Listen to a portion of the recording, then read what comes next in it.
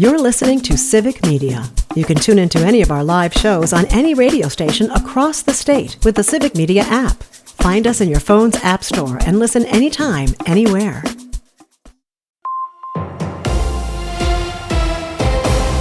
Civic Media News. I'm Terry Bell. Here's what Wisconsin needs to know.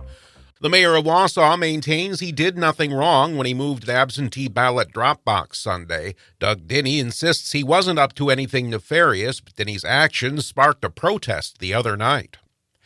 The Wisconsin Supreme Court says it will hear a case that could determine whether the state's top elections official could stay in her job after state Senate Republicans tried to fire Megan Wolfe last year. No date for oral arguments has been set, but a ruling is unlikely before the November 5th election.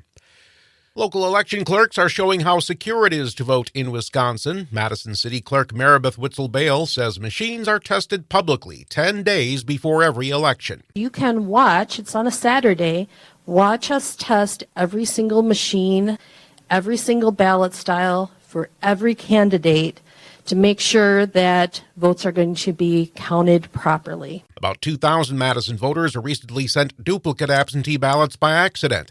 Witzel-Bale says barcodes will prevent anyone from voting twice.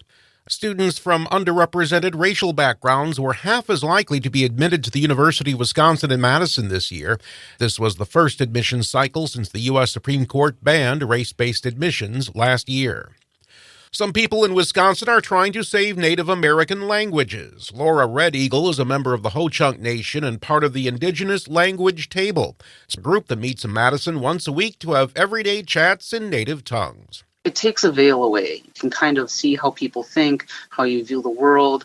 You can ask questions, and you don't feel stupid for doing that because anybody that's showing up for a language class is already super brave. The United Nations predicts more than half of the world's languages will disappear in about 75 years. A 4-year-old girl from Neillsville is expected to pull through after being found shot in a home yesterday. At this point, investigators say it looks like another child shot her with a handgun. They haven't said whether it was an accident. I'm Terry Bell, Civic Media News. Now here's what you need to know closer to home. For WRCE News, I'm Joanne Krulotz. The Richland County Board of Supervisors held a special meeting Tuesday night to offer residents an opportunity to share their concerns. The agenda included discussion on specific county topics. First and foremost on everyone's mind was the cybersecurity incident. County Administrator Candace Pesch. We were advised every step of the way by a legal team and cybersecurity experts on all of the steps we were to take and when we were to take them. And so that hopefully will answer a lot of the questions. This handout here. What I will say is there are things that we cannot discuss publicly. A copy of the Most Asked Questions and Answers can be found on the Richland Government webpage. If you have any questions concerning the cybersecurity incident in Richland County, call County Administrator Candace Pesch at 608-649-3001. Governor Tony Evers, together with Wisconsin Housing and Economic Development Authority, announced the new More Like Home Repair and Renew loan program to help owners of older homes make critical repairs and improvements that increase energy, efficiency, safety, and security. The More Like Home Repair and Renew loan program is the fourth and final program to emerge from the historic $525 million housing legislation signed into law by Governor Evers last year. The More Like Home Repair and Renew loan program provides low-interest loans between $5,000 and $50,000 to owners of houses more than 40 years old. Homeowners can use these loans to finance crucial structural repairs and energy efficiency updates, such as roofing, insulation, plumbing, electrical, heating, and air conditioning. More information about the More Like Home Repair and Renew loan program is available at morelikehomeloan.weta.com. Nominations are being accepted for the 41st Annual Virginia Hart Special Recognition Award, sponsored by Wisconsin Women in Government. The award recognizes the contribution and achievements of women in the Wisconsin state government. Virginia Hart was Wisconsin's first woman to hold the cabinet secretary position, serving as secretary of the Department of Regulation and Licensing, chairperson of the Department of Industry, Labor and Human Relations, and chairperson of the Labor and Industry Review Commission. All women employed in state government are eligible, and anyone can make a nomination. Nominations must be submitted by Friday to Hart Recognition Committee. Attention, Laurice Lincoln, by email at laurice.lincoln@wisconsin.gov. The winner will receive a reward stipend and will be honored during the awards ceremony at the state capitol on December 6th. The Wisconsin Department of Transportation invites you to review and share feedback on the agency's 2024 Americans with Disabilities Act Transition Plan. The ADA Transition Plan shares information on Wisconsin DOT's efforts to continually improve accessibility throughout the state highway system, including roadside facilities, navigability within public rights-of-way, and public input processes. Per federal law, the transition plan is regularly maintained with opportunities for public input. The plan is available on Wisconsin DOT's website at wisconsindot.gov/ADA. The 30-day public comment period goes through Saturday, September 28th. The public is encouraged to review the plan and share comments via the online form. Another great fall day is in store for the WRCE listening area with a high near 80. And that's what you need to know. I'm Joanne.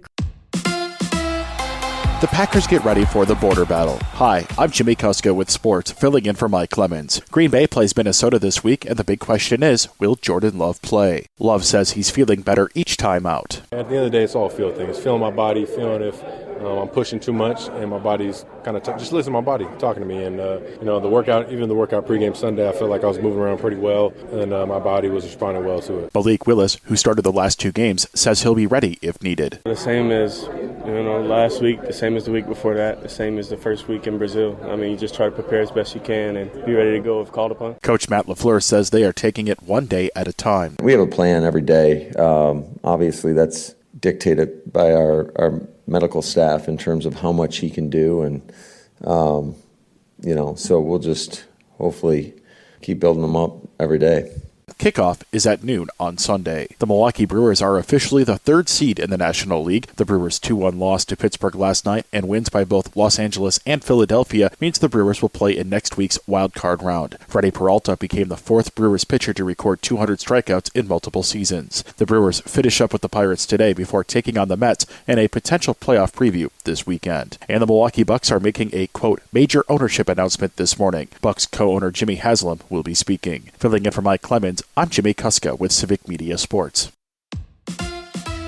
On your entertainment beat, I'm Pete Schwaba. One of the perks of acting in a big studio film, if you're Lady Gaga, is that you also get to release an album of the film's music. The pop icon and star of Joker 2 has announced she will release an album called Harlequin, which will include 13 songs. Harlequin will be released September 27th, just 1 month before a single from Gaga's 7th studio album is to be released in October. Who needs sleep or free time? It's been off the air for 2 decades, but people still can't get enough of the show Friends. Case in point, a new game show to commemorate the 30th anniversary of the show's launch. The show will be called Fast Friends and produced by Max. Contestants will do puzzles, play games, and answer trivia questions on sets that include the characters' apartments and Central Perk. Production on the show is scheduled to start next month. Friends ran for 10 seasons after premiering 30 years ago this week. Benny Affleck and Jenny Lopez have fallen on hard times trying to sell their $68 million Beverly Hills mansion. Apparently, they had accepted a bid for $64 million from someone in New Jersey who ended up pulling the offer due to a death in the family. Affleck and Lopez bought the house just last year and paid $60 million in cash. Must be nice not to have a mortgage payment. It's pretty much common knowledge that Prince had moves, and apparently they weren't just on stage. During a recent appearance on Jimmy Kimmel Live, Halle Berry said that Prince had someone slip her a piece of paper and a pen during one of his Los Angeles concerts with the words, "Do you like me?" scribbled. Perry said she responded yes, and the man took the note back to Prince, who then sent the note back again, which read, "Would you go out with me?" This time Berry says she did not send the note back, but instead kept it for herself until it was confiscated by the teacher. Expect Sean Diddy Combs to be in the news for the next several months, with most likely an escalation of disgust. The former music mogul is being sued for sexual assault by a victim who claims that Combs and his bodyguard sexually assaulted her at his home recording studio in New York City back in 2001.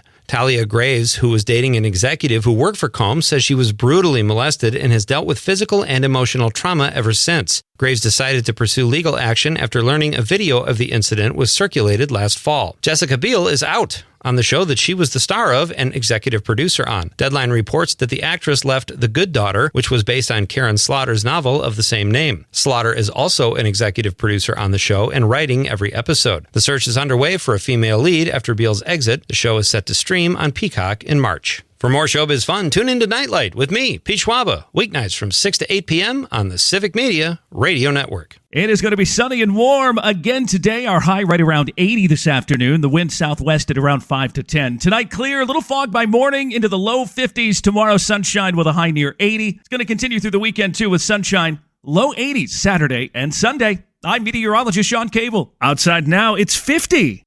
The national news cycle never stops, but it can be hard to find news about your local community. Civic Media is dedicated to providing quality local and state news coverage across Wisconsin. With the Civic Media app, you can get notifications about local stories that matter to you and your community. Find the free Civic Media app in your phone's app store and choose notifications from the menu to tell us what kind of news you want to hear about.